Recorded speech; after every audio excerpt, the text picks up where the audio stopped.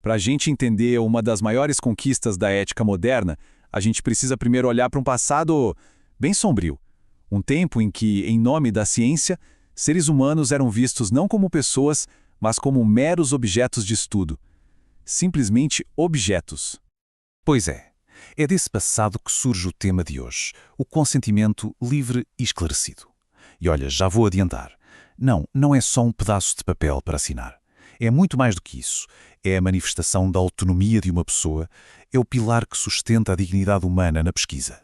Então, para entender a força que esse conceito tem hoje, a gente precisa voltar no tempo, porque, na verdade, ele não surgiu do nada. Ele nasceu como uma resposta direta a um período em que a falta dele levou a erros éticos gravíssimos, a verdadeiras atrocidades. A lógica da época era simples e, ao mesmo tempo, assustadora. Pessoas eram usadas em experiências sem saber, sem aprovar. Eram tratadas como cobaias. Pensa nisso. Peças num tabuleiro de xadrez sem saber as regras do jogo, nem os riscos que corriam. Era um problema fundamental que exigia uma solução radical. Mas é justamente dessa escuridão que veio a luz. A história do consentimento é, na verdade, uma história de conquista, de forjar direitos a partir dos piores erros, construindo, tijolo por tijolo, uma estrutura ética para garantir uma coisa, que aquele passado nunca mais se repetisse. E essa conquista teve dois momentos que foram divisores de águas. O primeiro, logo depois da Segunda Guerra Mundial, em resposta àquelas atrocidades, foi o Código de Nuremberg. Foi o primeiro Código Internacional de Ética em Pesquisa. E aí, décadas depois, outro escândalo, o estudo de Tuskegee nos Estados Unidos, deu origem ao relatório Belmont.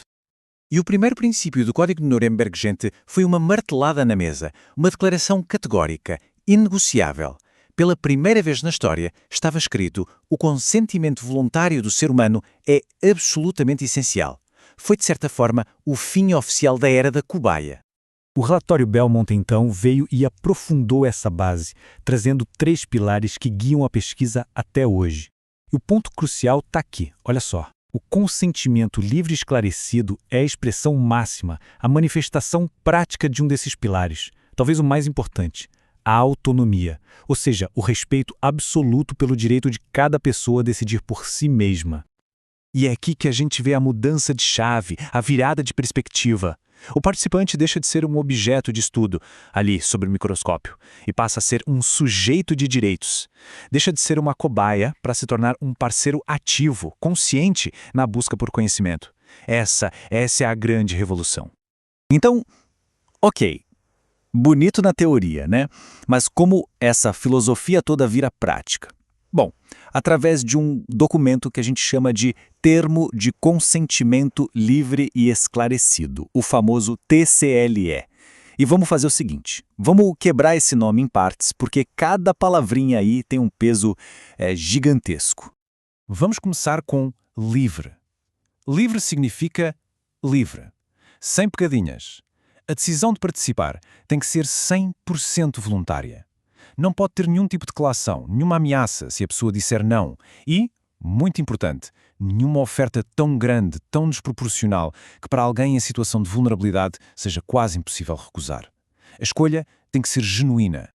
Agora, esclarecido. Isso aqui é fundamental. Significa que o ônus, a responsabilidade de entender, não é da pessoa que participa. É do pesquisador. É dever dele garantir que tudo foi explicado de forma clara, simples, sem jargão técnico, que a pessoa realmente entendeu. Não é só entregar um papel e pedir para assinar. É um processo de garantir a compreensão. E o que tem que ter nesse documento, então? Bom, ele é um guia completo. Tem que ter os objetivos da pesquisa, os procedimentos, todos os possíveis riscos e desconfortos, mas também os benefícios, tanto para a pessoa quanto para a sociedade. Tem que garantir a confidencialidade, a privacidade e olha só que importante, deixar bem claro que a participação é voluntária e que a pessoa pode pular fora a qualquer momento, sem dar satisfação, sem nenhuma penalidade. É basicamente um mapa completo para poder tomar uma decisão.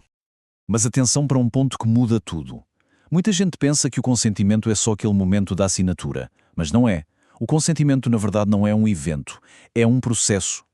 Um diálogo contínuo entre quem pesquisa e quem participa. E como funciona esse processo na prática? Geralmente ele tem umas 3 etapas. Primeiro, o convite, a conversa, onde o pesquisador explica tudo verbalmente e tira todas as dúvidas. Depois vem a leitura. A pessoa recebe o documento para ler com calma, sem pressa. Pode até levar para casa, discutir com a família. E só aí, no terceiro passo, depois de tudo esclarecido, se a pessoa concordar, vem a assinatura.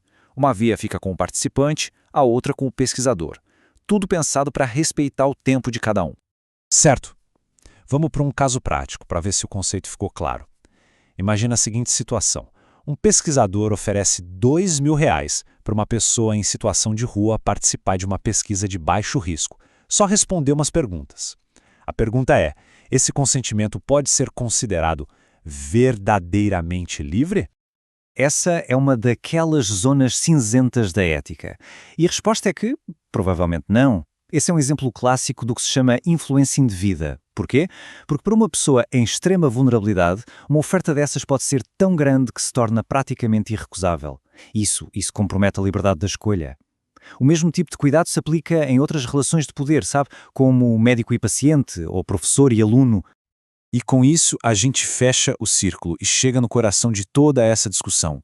O consentimento deixou de ser só uma regra, uma medida de proteção. Ele evoluiu para se tornar algo muito maior, uma ferramenta de empoderamento. Olha essa frase, que resume tudo. O termo de consentimento não é um escudo legal para o pesquisador. Ele é um instrumento de empoderamento e proteção para o participante. O objetivo final dele não é proteger a instituição, é proteger a dignidade, a segurança e o bem-estar da pessoa que participa. É colocar o poder da decisão final inteiramente nas mãos dela. Então, no fim das contas, a gente volta à pergunta inicial.